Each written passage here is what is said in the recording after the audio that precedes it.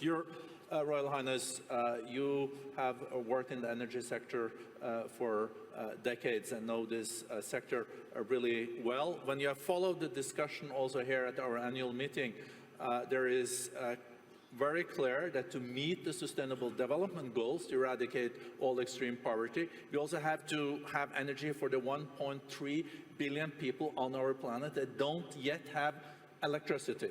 At the same time, you have to decouple this growth also from the growth in CO2, then climate change. So very much looking forward to hear from you. Is it possible to deal with this, or is this a catch-22 situation? No.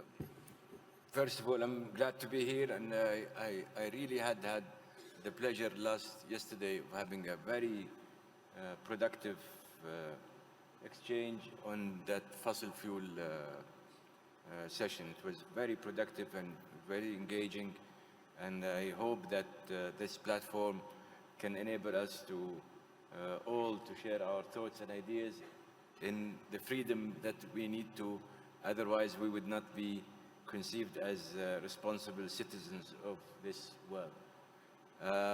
We're not newcomers to the G20.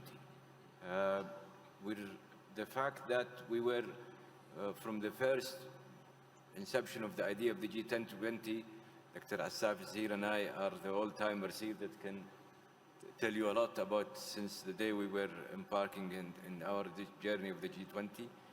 I think it came from all of our partners in the G20 as a recognition of Saudi Arabia of being a responsive player in the international world arena, both in multi-spheres, political, economical, and more important, in the energy sphere. This is where we have our niche, and this is where we have executed our and conducted ourselves in a manner consistent with, first and foremost, our own national aspirations and goals, and also being cognizant of the fact that as a supplier of energy, you really have to be mindful of what your customers and clients requires of you, expect of you.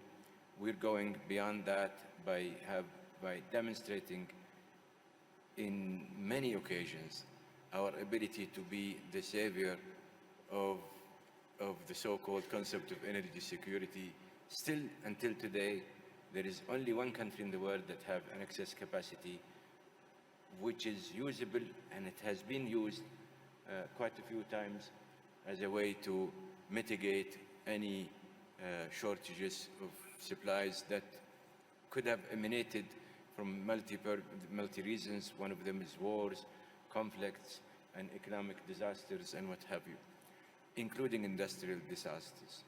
Be it as it may, we've been engaged, and we've been engaged proactively. The complexity of our engagement in the G20 emanates from the fact that we cannot see sustainable development, energy accessibility, and sustainability of energy supply and energy security, and all the components, including market stability, including sustainable energy systems as opposed to system, cannot happen without also being involved in the other debate, which has to do with climate change.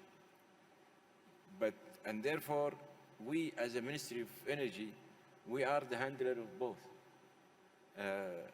Energy, with all these 4 items that has been the issue of G20 discussions, and along with how you can do all of the above, yet maintain a good course of action in trying to attend to the issue of climate change in the most comprehensive way. Obviously, as a host of the G20, you need to be proactive, engaged, and also you should be mindful of the other attendants' aspiration, priorities, and if you are to be a good host, an engaging host, you have to be forthcoming with ideas and suggestions, and also you have to be attentive to others' ideas and suggestions. We elected to go the extra mile by even going further and saying we have things to showcase as Saudi Arabia. We have things to demonstrate as Saudi Arabia, that we are not as the oil producer that is scared of demonstrating, exposing ourselves to the world. In fact, we would like to take this opportunity to demonstrate and exercise our ability to showcase what we are doing. And we honestly believe that if the whole world see what we are doing back home, attending to our own energy requirements, I would be not surprised at all that people think of this as what a reasonable, a sensible, responsible producer should do. In fact, I would not go beyond that. I think even consuming countries would take us as a model for what they could do. And I'll give you a few. You cannot attend to energy sustainability and security and accessibility and stability without looking at every option there is. We have to agree amongst ourselves that we have to be energy neutral, energy source neutral, that we will take all of the above choices. We will make sure that the winner takes it all through economic prism, through analysis, through feasibility studies. We cannot fiddle with the world energy mix without agreeing that we have to let this choice be going through what we have been taught by universities, which is feasibility study and the ability of people to accommodate to what is they're being naturally endowed with. We are well endowed with oil and gas and the sun, so we're making use of both, of the three of them. We also cannot sit on our hand as a producer and without advocating something that can bring solutions to the emission issues. We're cognizant of that fact. We're doing a lot of work. So we're doing as Saudi Arabia, but here we are talking about the G20 work. Otherwise, I would have spent hours explaining to you what we're doing in Saudi Arabia. However, we want to make sure that the world focus on every source of energy. We want to make sure that we eradicate energy poverty. Your number is correct about the billion. I'll give another number. 2.6 million of this world's citizens do not have accessibility to even a clean cooking fuel. Mainly it is in Africa and some in how could you talk about energy accessibility and when you have a big issue of energy poverty and when you have even the least meaningful way of cooking is not in existence, which is more important. And that tells you a lot about the differences between priorities between the various players. So we want to make sure that if we are to be attentive to, yes, supply the world with every energy source there is, yet we have to mitigate emissions because, again, we owe it to ourselves, to the generations to come, that this world has to attend to all gases that cause climate change. And we use the word plural because it's not fair. There are things that are coming from industrialization, from the use of oil and gas, from the source of extraction, production, to the transportation, to all the way to the wheel. So it should be from the well to the wheel.